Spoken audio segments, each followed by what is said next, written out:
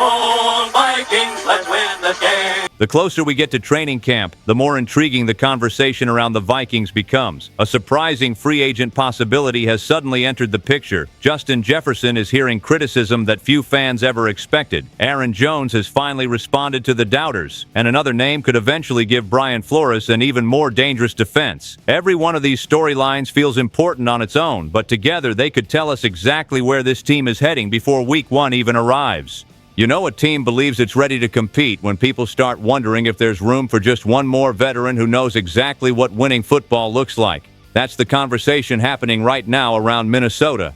Nobody expected the Vikings to be mentioned as a landing spot for another accomplished receiver after already rebuilding so much of the offense this offseason, but that's exactly where we are. And then the name surfaced: DeAndre Hopkins, an 8-time Pro Bowler. A player who may not be the unstoppable force he was in his prime, but someone who still understands how to make the critical catch when the game is on the line. The connection makes sense because of one familiar face. Kyler Murray already knows what Hopkins brings. Those two built chemistry together years ago, and that kind of trust isn't something quarterbacks create overnight. Imagine defenses already trying to slow down Justin Jefferson, Jordan Addison, Jawan Jennings, and T.J. Hawkinson, only to see Hopkins step onto the field in a key third-down situation. That's where experience becomes valuable. Nobody is asking him to be the number one receiver anymore. Those days are probably behind him. Last season in Baltimore, he caught just 22 passes for 330 yards and 2 touchdowns. The production wasn't spectacular, but football isn't always about box scores. Sometimes it's about knowing exactly where to sit in a zone, making one contested catch in the fourth quarter, or mentoring younger receivers through an NFL season. Throughout his career, Hopkins has piled up over 1,000 receptions, more than 13,000 receiving yards, and 85 touchdowns.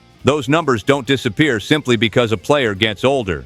Kevin O'Connell has shown he loves finding specialized roles for experienced veterans, and with Murray potentially leading this offense, the familiarity could make the transition almost seamless. The biggest question isn't whether Hopkins can still contribute. It's whether Minnesota actually needs another receiver when there are other roster needs that might deserve attention first. Then again, contenders rarely stop looking for ways to improve. They think about January just as much as September. Whether this move actually happens or not, the fact that Minnesota is part of the conversation says a lot about where this franchise believes it can go. Sometimes all it takes is one difficult season for people to forget who a player really is. That's exactly what's happening right now, and honestly, it's hard not to feel frustrated watching it unfold. Justin Jefferson is suddenly hearing people question whether he's still the best wide receiver in football. Think about that for a second. After everything we've watched this man do wearing purple and gold, some analysts now believe Jamar Chase and Jackson Smith-Njigba have moved ahead of him. The argument comes from Jefferson's 2025 production. He finished with 84 catches, 1,048 yards, and only 2 touchdowns while dealing with inconsistent quarterback play all season. CBS sports analyst Ledger Douzable believes other elite receivers have produced more despite dealing with quarterback changes of their own, and that's why he no longer places Jefferson among the top 2 at his position. I understand the discussion, that's part of football, but context matters.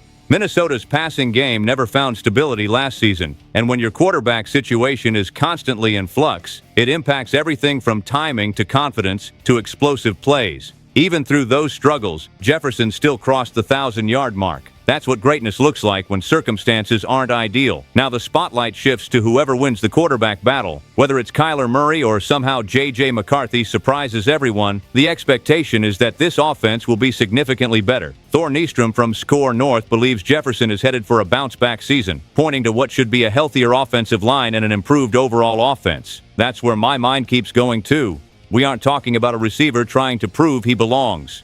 We're talking about one of the most gifted playmakers the league has seen in years, finally getting another opportunity to remind everyone why defensive coordinators lose sleep preparing for him.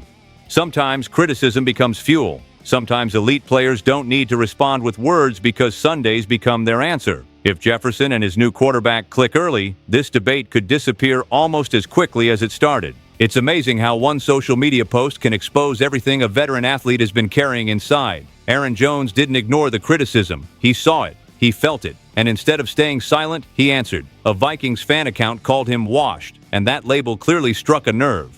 Jones responded by reminding everyone of the criticism he's faced his entire career. First, he was supposedly too small. Then people said he wasn't talented enough. Later, they questioned his durability. Now the conversation has shifted toward age and whether he still has enough left in the tank. His response was simple. Let the numbers speak. That's a mindset you have to respect. At 31 years old and entering his 10th NFL season, Jones knows exactly what people are saying. Last year wasn't his best. He rushed for 548 yards on 132 carries after putting together a fantastic 1,138-yard campaign the previous season. Injuries have been part of the story throughout his career, and Minnesota also has Jordan Mason along with rookie Demon Claiborne waiting for opportunities. That's why this situation feels bigger than one Instagram exchange. Jones understands that training camp isn't just about proving fans wrong. It's about proving he still deserves to be one of the featured pieces in Kevin O'Connell's offense.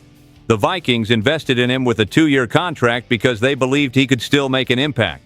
Now comes the challenge of rewarding that faith, especially with younger backs pushing for touches behind him. The good news is Minnesota doesn't need him to carry the ball 25 times every game. They need efficiency, they need leadership, they need reliability in big moments. Jones has already accumulated more than 7,600 rushing yards and over 2,600 receiving yards during his NFL career. That's not an accident. Great running backs eventually adjust as their careers evolve.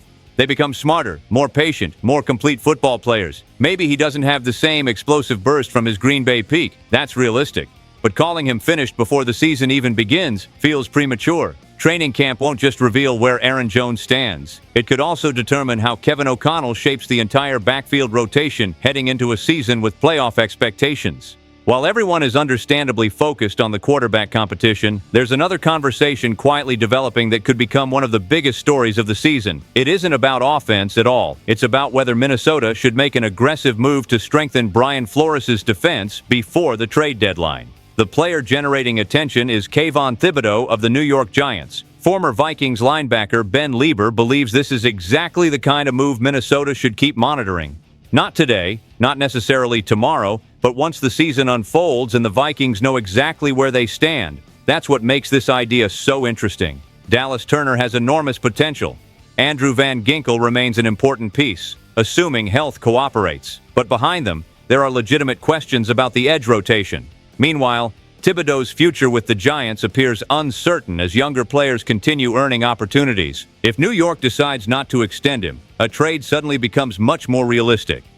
Lieber believes Flores' aggressive defensive system could unlock another level of Thibodeau's game, pointing to similarities in scheme that would allow him to attack instead of overthinking. That's exciting because we've already seen what Flores can do with versatile pass rushers who fit his philosophy. Of course, there are financial questions. Any trade would almost certainly involve discussing a future contract extension, and that's never simple.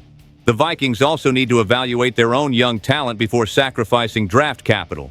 But imagine Minnesota sitting in playoff position around the trade deadline while the Giants are headed toward another disappointing season. Suddenly the timing changes, the asking price changes, the urgency changes. Football seasons have a way of creating opportunities nobody expected back in June. If Thibodeau becomes frustrated with a reduced role in New York, and if the Vikings believe one more pass rusher could elevate an already dangerous defense, this could transform from off-season speculation into one of the defining moves of the year. For now, it's only a possibility, but it's the kind of possibility that becomes a whole lot more interesting if this team proves it's ready to contend.